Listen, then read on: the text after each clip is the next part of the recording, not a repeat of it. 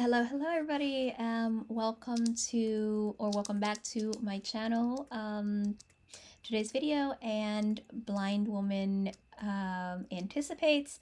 This series, in case you do not remember, is basically where I just discussed the plot of books that I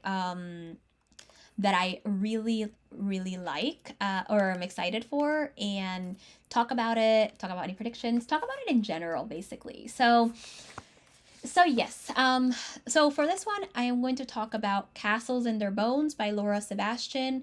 This is the first book in a series. And the expected publication date is February 1st, 2022, as of now. Again, that could change. Do remember, I did pre-order this, I believe. Did I pre-order?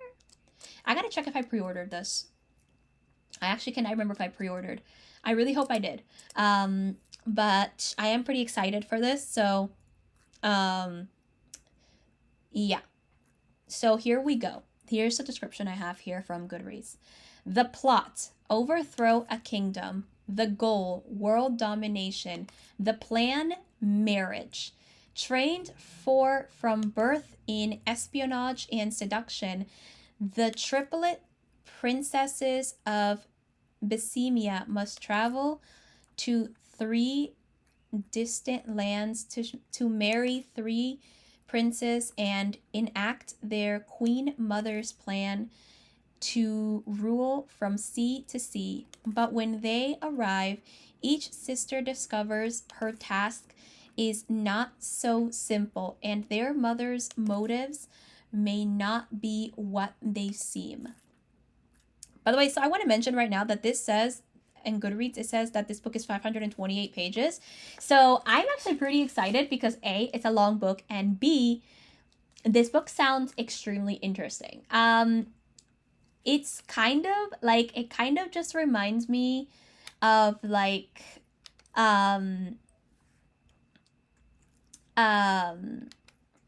it reminds me a little of Ash Princess. Oh, and by the way, for the record, this book was originally called, when I read it the first time, when I found it the first time, fun fact on Goodreads, when I found it the first time, it was called Constellation of Chaos. And I like the fact that that's what it was called. But anyway, so basically it kind of reminds me a little of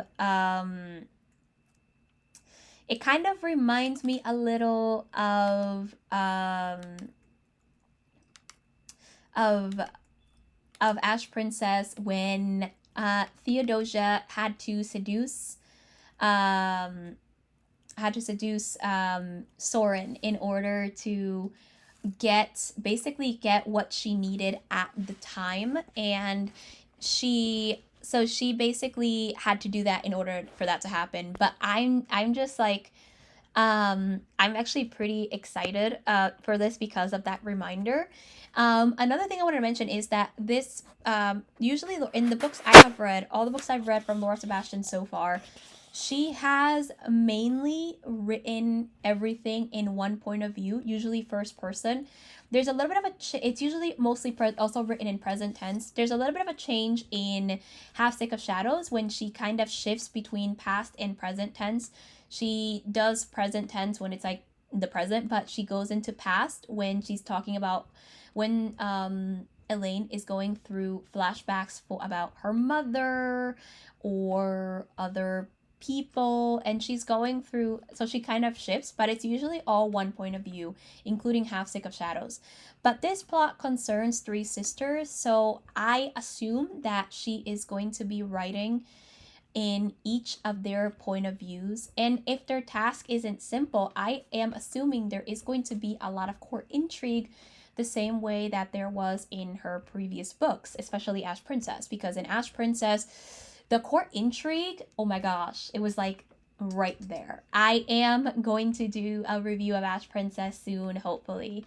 Well, maybe not right away, but I will be doing it. I promise. I did enjoy Ash Princess. I remember the first time I didn't love it, like the first time I read the first Ash Princess book, but I was actually really excited for Lady Smoke. So then then I ended up just like really loving it when I reread it to read Ember Queen. I was like, yeah, this is awesome. And after I read Lady's Book, I was really into it. So I am imagining that she will be writing this in both in both in all of their point of views.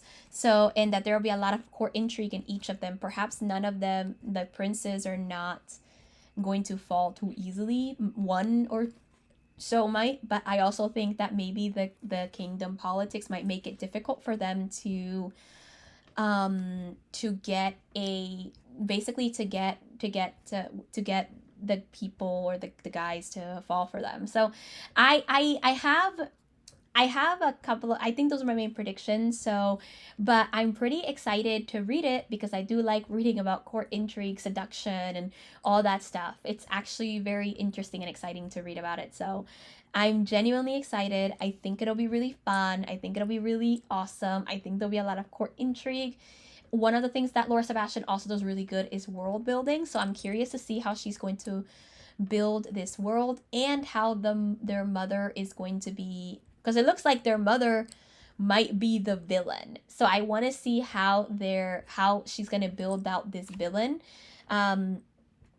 So far the villains that she has had are usually in Ash Princess it was Crescentia, who was basically a girl who was kind of used to having everything and she was kind of nice to everybody, but she was jilted in a way because the prince didn't really like her that way, but she wanted to be princessin, as they call it, so I guess you can say princess, and be she wanted to be princessin and eventually be kaiserin, but Soren never liked her that way, and she became jilted, and eventually she also became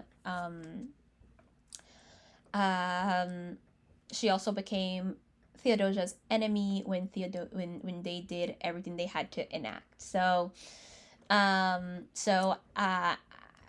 then in Half Sick of Shadows, there were not really like quote unquote villains, right? It was kind of, at first it was antagonists and then villains, because you have, what's this guy's, Mordred, who is actually who was originally going to go to the throne when Arthur showed up, and then Morgause, who is basically his wife and the sister to Morgana, and Morgause was kind of more of a like a minor antagonist in the villain, but it ends kind of like in an open-ended ending, so you have a lot going on by the time it ends. So it's a lot to definitely go on, but I want to see how that the whole villain, how her mother's going to take play, but I want to see how the sisters, it seems like I feel like they're either going to have, the sisters are either going to have a really close relationship or an isolated one. So they're either going to be close, they're going to be trained close together and like have a really good relationship, or there might be competition between them. But I feel like because it's they're all working for the same thing, I feel like they might be more close and they might be made to work together in order to do it, even though they're going to be separate.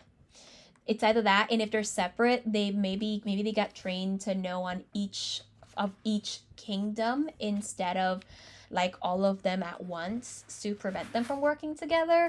There's so much that could happen now that I look at it. There's so much that could happen, and I'm actually super excited for it. So again, this is meant to come out, the expected publication date is February 1st, 2022. So I'm so happy to read it. I look forward to reading it. And I hope you guys are too. Let me know your thoughts on this book. And I will be seeing you tomorrow for another video. I'll be discussing a book in the beginning of a series called From the Ashes. Wait, is it From the Ashes? Actually, it might just be called. I think it's called no Deceneribus. I think it's called. I think the series is called Deceneribus. Um, and this is a book that's gonna come out soon, but I won't be able to read right away because it's not an audio and probably it definitely won't be on Bookshare. I don't believe it will be. So anyway, yeah, I'll see you in my next video tomorrow, and until next time, consume stories.